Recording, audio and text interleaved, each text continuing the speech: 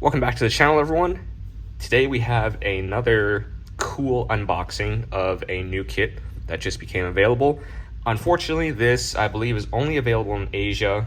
I got this on Taobao, which is the kind of the Chinese equivalent of Amazon, and had it shipped here. But this is a new kit from a Chinese manufacturer. Their name in Chinese is Xinshi Moxing, which is kind of literally translated, it's new age model. They don't really have an actual English name like Trumpeter or Great Wall. But yeah, this is their new kit.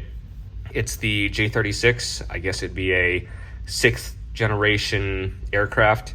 Currently, like this here says 6th generation aircraft here.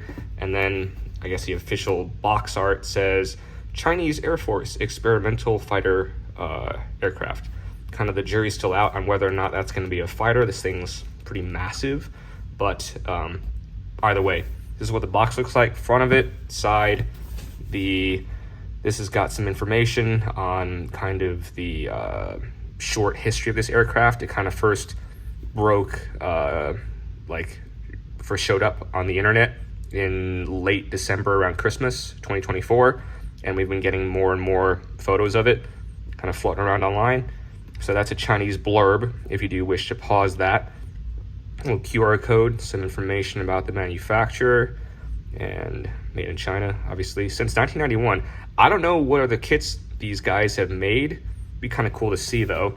But other side of the box has sort of two like top and bottom view shots of the aircraft. Some caution, don't swallow the small parts. And the other side just has the same thing. So I'm gonna get the box open here in a minute, and we'll take a look at it. I'll break the screws out of the bags, kind of like we always do, and we'll go from there. Okay, so upon opening the box, I thought this was kind of funny. The manufacturer has provided me a page of the Renmin Ribao, which is the People's Daily. It's common kind of paper in China. I don't know why this is in here. Nothing specific about the aircraft, just a random page, I guess, kind of to weight this down a little bit. But straight in, you have two of the upper fuselages. One is in the standard kind of gray styrene. The other one is printed with a pre-done color scheme here, kind of a cool looking splinter scheme. We will get back to that. These two are the exact same. And then when you remove this tray, you can get into the other parts down here. So you have two bottom fuselages, obviously. So you have this one, looks like this. All the weapons bays and wheel bays are molded into it. And then you have another exact copy of that in this bag. You have instructions, which we'll look at later. You have two sets of decal markings and some stickers, it looks like, as well as a tiny sheet of photo etch in both of these. So there's that. Then there are what look to be, these are not, actually no, they are identical. So two identical bags of various detail parts, including gear legs, wheels, and then some weapons bay details and such that go into those fuselages. You have two in-flight stands, should you wish to go that route. You have one bag that contains, actually you have both of them here, so obviously carbon copy, you get two in the box. So these are like exhaust flames, sort of. So if you wish to have it in flight, and wish to have it look like it's got something coming out of the triple exhaust, that's what that is. These are the windscreens. They're molded kind of integrally with part of the fuselage, so hopefully help with filling that seam. This little container contains 3D printed pilots. We'll take a closer look at that in a little bit. I won't get that out yet. And this contains something kind of cool. This is a little circuit board that takes 2 button batteries, and it's got 3 LEDs in the back. So if you're gonna use these on one of your builds, you can have these back there to kind of give it some engine glow, kind of look pretty cool when the light's out. So let me get some of this plastic out of the bags, and then we will take a closer look at this thing. I should also mention that this is sort of the double kit special edition boxing of this. There's another boxing, I believe, that comes with just one, and then there's like a standard version that doesn't come with these lights, I think. and just comes with one of the airplanes in the box. There's also another version that just comes with this sort of what if camo scheme. I don't know if either of them will become available or any of them will become available in the US here, but either way, I thought this is cool, so maybe something you guys wanted to see. So let me get some plastic out of bags here, and then we will be right back. Cool, and we're back. So I've gotten everything in the box, at least like one set of everything that has doubles laid out here. So we're gonna take a look at the instructions first, and then we'll kind of go from there. So instructions come in this little trifold pamphlet with the attractive box art right there. You get, obviously, 6th generation aircraft. Then you get a little parts layout here, showing the sprues. So not a whole lot going into this. Obviously, it is 1/144th scale, so it's nothing massive. But you get a few sprues here, you get the top and bottom fuselages, and then you get the decals, some stickers, photo etch, in-flight stand, canopy, kind of exhaust, acrylic pieces. There is supposedly a tool, but I did not find that in here. So then some of these molded sort of flap and trailing edge pieces here. Then you get the color call out here for this sort of tricolor scheme. And then showing you where markings go, various stencil data and stuff like that. This is, I'm going to go out on a limb and say 125% made up for the most part, because the only thing available on this right now is some admittedly quite clear photos online, but no dimensional data, no 3D drawings, nothing. So it's cool that this is out, but as far as accuracy goes, we're really not going to discuss that here. But again, top and bottom views showing stencil placement. Then you get the cockpit here showing the instrument panel. Again, probably 100% fictitious here, showing where photo etch goes.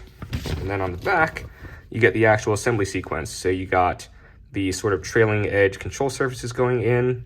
On here, you have, if you choose to use that circuit board with the lights or the lighting option, that's where that goes.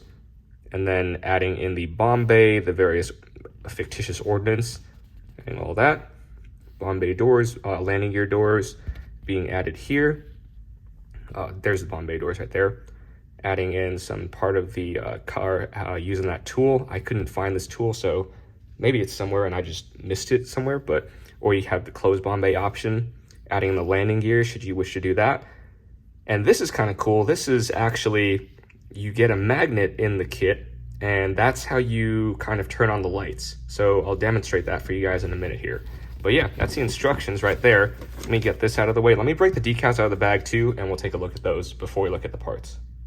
Okay, so looking at the decals really quickly, this is a fairly small sheet, but it's got quite a lot of markings on it. I assume these are gonna be for sort of various panel demarcations, sort of the ram edging demarcations, some red highlights here. These are for the exhaust areas, top and bottom of the exhaust shrouds. This is also that sawtooth goes on top of the fuselage, I think. And then some just colored bars here. I don't know if you'd use a lot of this, especially if you're gonna be trying to depict this as the prototype that's basically all gray. This is, I think, mostly for, should you choose to do this scheme, you can see some of these black areas. I think that's where some of these decals go. Like you can see decal 1 probably goes on these right here.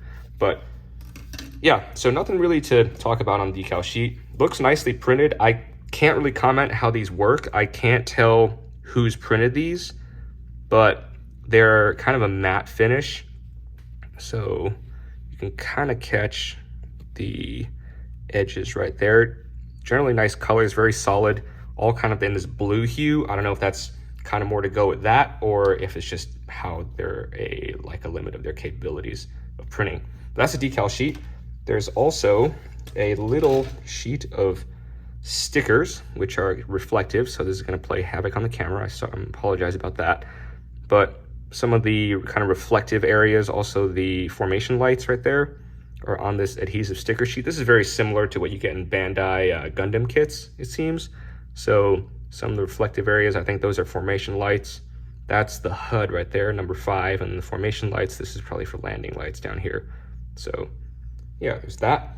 And then you get a very tiny piece of photo etch, which I don't know what those go for, but very, very fine pieces. It looks like they're actually completely separated from the fret, which is nice.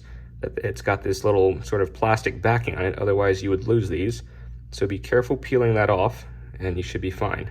So tiny photo etch, we're not going to lose that. Place that with this, place it off camera here.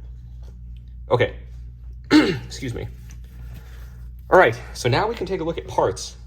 So obviously we'll start with the big parts. So this is kind of the main part here. You get two of these in this kit, which is a special version again. You have one that's kind of molded with this printed pattern on it. It is very pixely, so if you were going to use this, I would probably use the lines on here, mask and spray them, and then apply decals, because you get markings for all this on the decal sheet. You get these sort of H-shaped markings here, you get those little markings, you get the Chinese roundels, and then you could totally replicate this by spraying over it and cleaning this up, because you can catch that kind of, it's like very pixelated, but again, this plastic feels the same as this plastic, but this one you can kind of get a better look at the details. It's got recessed panel lines on here again, so if you're going to use this, actually the cockpit for the most part is molded into the fuselage, so you get seats, some basic detail behind the seats there on that deck. You'd have to add the instrument panel. I think that's on the main sprues there. But yeah, refueling probe is a separate piece. Inside, not much to talk about. Some big giant locating pins. But yeah, that's the top fuselages. And take a look at the bottom. The bottom, again, good to note that the bottom fuselages both come uncolored. So there's not another piece in the box that has this pattern on it. So that's kind of interesting. So if you wish to do that one, you might have to be duplicating that sort of on the by your own on the bottom, or the bottom of this might actually just be a standard color and not camouflaged like the top. But yeah, so nose gear bay, main wheel bays, weapons bay, all molded open as part of the fuselage. Again, in here a ton of locating tabs and big slots in here for mounting your ordnance and your hard points. Now I'm going to talk about here, this plastic is quite hard, kind of reminiscent of new sort of kinetic gold series plastic, I would say. Very, very hard plastic. Detail is very sharply done, not super heavy. I think a coat of primer and your subsequent paint and gloss layers should tone this down quite nicely. But there's that. The lower fuselages also come packaged with these sort of flight surfaces and sort of wing like flaperons and such. That this piece fell off, but these all get added to that right there and then form up the fuselage components. Next we have this little sprue. This is in like a flexible sort of vinylish plastic. These are the tires, so you get 4 main tires and 2 nose wheels like that. Sprue A has various doors. Not much to really talk about there. Doors that go in there. Nice to see no ejector pin mold or pin marks in the framing here. Detail is all very sharp, nicely done. Sprue B is more sort of internal details. This is if you choose to make the weapons bay closed. This is nice to see actually, so you're not trying to piece together that multi-piece sort of bay door with various individual doors. This nice big molded piece should fit much better. This, I believe, is part of the air intake system that goes in from the bottom. Unfortunately, there are some ejector pins in that, so that's not ideal. Yeah, that's sprue B. And then sprue C, it includes the landing gear, main gear right here. This is the nose gear. I think these are wheel hubs right here for that. These are part of the ordnance package, and this is the little item to hold the magnet for you to turn the lights on and off. I believe that's a fin back, so that's a, yeah, we'll go with that. Anyway, so besides that, there is the clear sprues. There is the canopy, which I will try to get out here without dropping it. So this, I will be completely honest, it's not super clear. It's a little tiny bit hazy. You can try to catch my sort of hand through that. You can kind of see that's a little wavy in there. But again, there's not that much cockpit detail for you to be looking at. So honestly, to fix this, you could probably polish it, get a little Tamiya compound on a little polishing wheel or on a cloth, get in there and really polish that and see, and maybe dip it in some clear or some clear gloss or something to clear that up a little bit. But it's nice to see that this is kind of molded with a panel back here, and it's not just the glass. So you're not going to be trying to fill a weird seam, hopefully. So there's the canopy. Here's that tool that I couldn't find.